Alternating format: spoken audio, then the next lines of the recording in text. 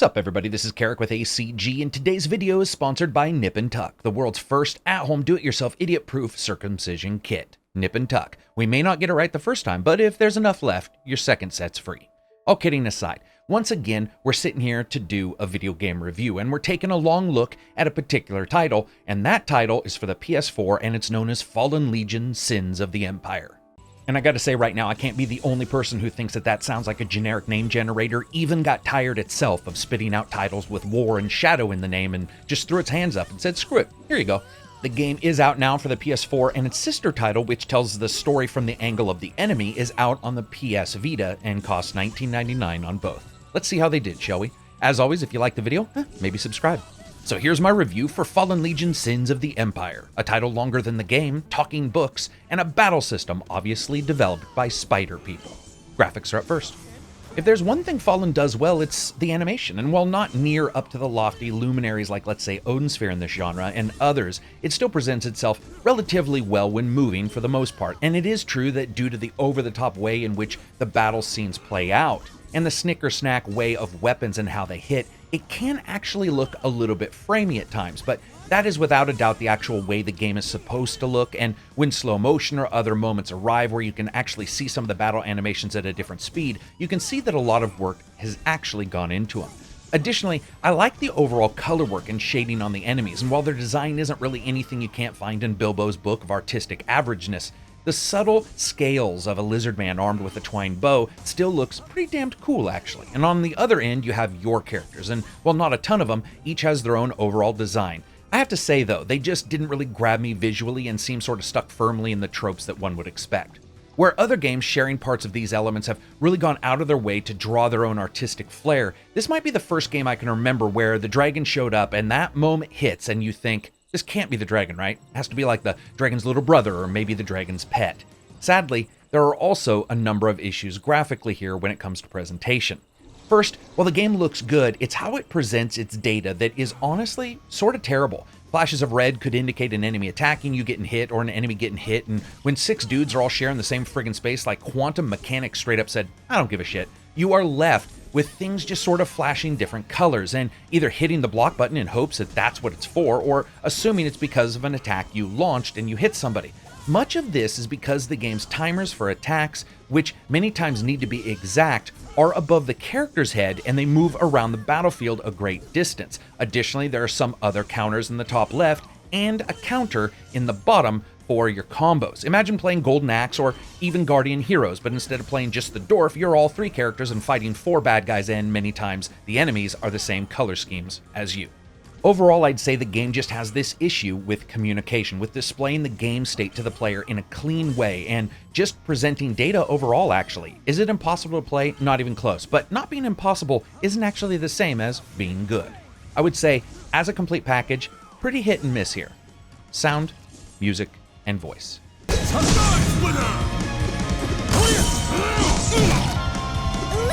blessing!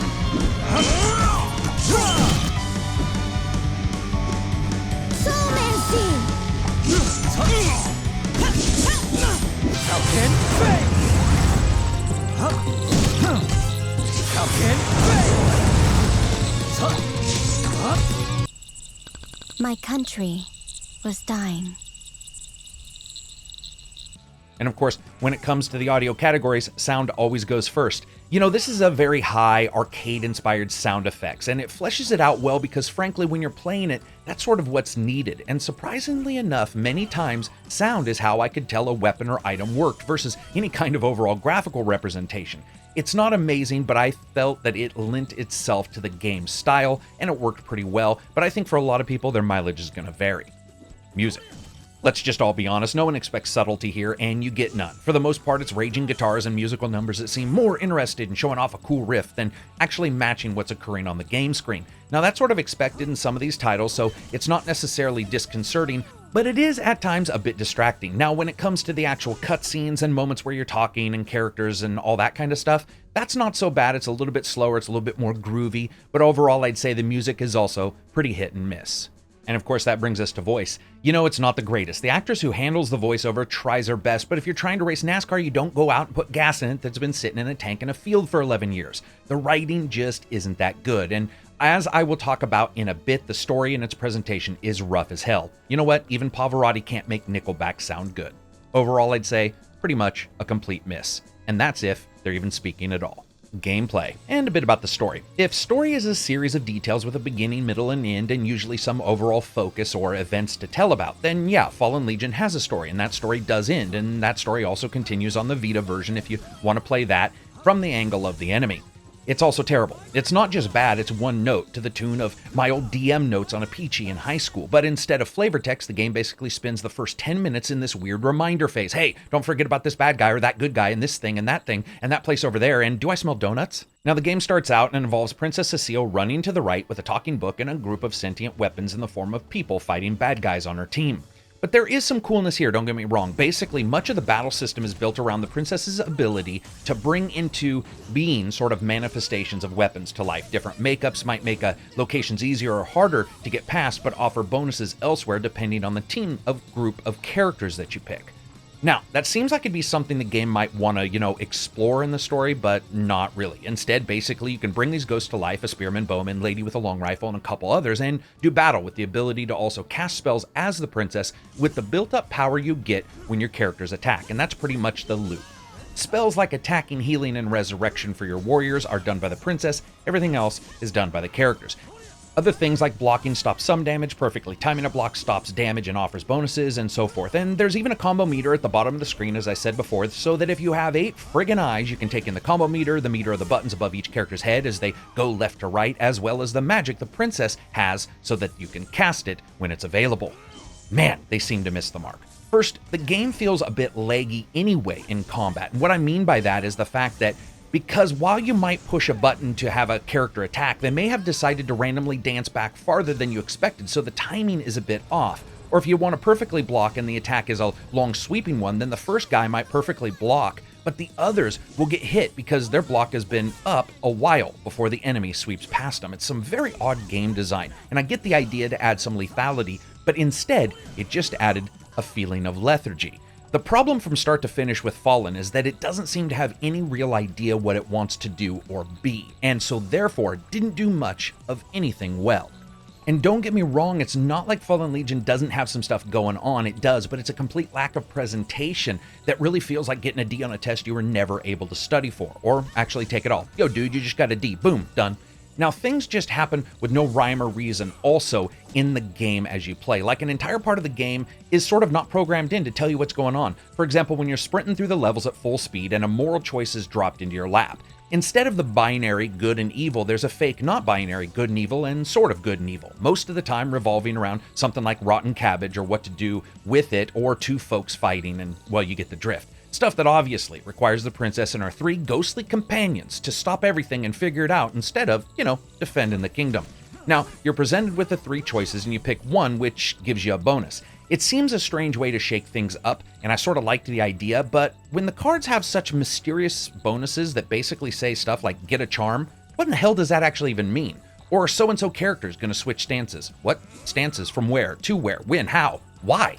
Slowly, you pick those things up. But the dearth of true challenge at the starting of the game, front-loading it, I think, for the unprepared, means that once the game hits its difficulty bump in the middle, you find yourself relearning systems in the middle of a game against enemies that are harder than those you fought before. Luckily, I was warned ahead of time. Make no mistake, practice, Grasshopper.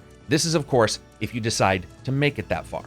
Now, bosses could have been a delightful respite a game like this might need, but instead, because many times bosses are alone, they are actually easier to time and pace than battles prior. And I found myself god-tiering bosses, or at the very least being able to experience the tit-for-tat of watching warriors go down in battle, getting some good hits in to resurrect one of them, and then doing it all over again. They shine, but for a really odd reason, and instead of elevating the encounter, they do a good deal to remind you that getting to one of them is going to be a slog of epic proportions. Now, when it comes to difficulty, there's no real choice. If you jump in here, practice makes perfect for the first half of the game, because to say these enemies are easy is like saying a uterus is a place where sperm go to battle out for supremacy, which is technically right, but misses a good deal of the other things that's going on there.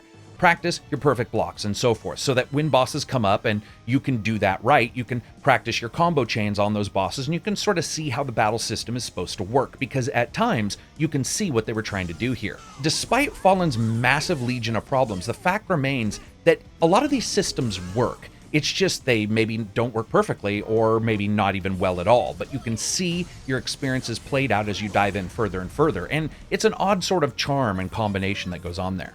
And of course, all this brings us to fun factor.